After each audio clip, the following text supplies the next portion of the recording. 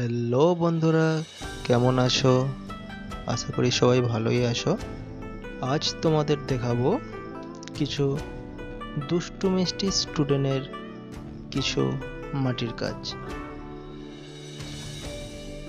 মাটি এমনই একটা জিনিস, তুমি তোমার মনের ভাষা মাটি দিয়ে বোঝাতে পারো বা মাটির ওপর ফুটিয়ে তুলতে পারো।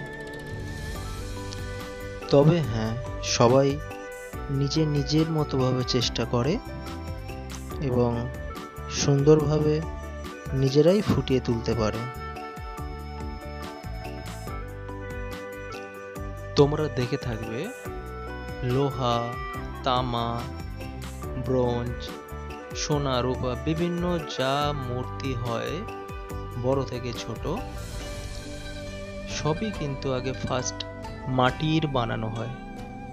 মাটি থেকে ডাইস থেকে কনভার্ট হয়ে বিভিন্ন ম্যাটেরিয়ালস দিয়ে বানানো হয়, কিন্তু ফার্স্ট হয় মাটি। মাটি ছাড়া কোনো মূর্তি করা সম্ভব নয়। পরে ডাইস থেকে মালে পরিণত হয়।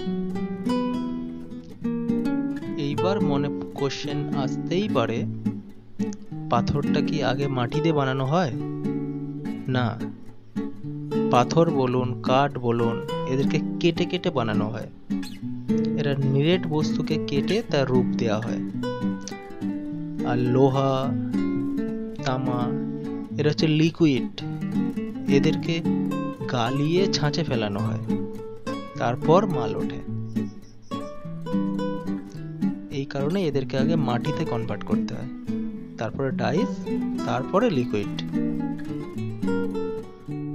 তো দেখো স্টুডেন্টরা কত সুন্দর গিফট আইটেম বানিয়েছে।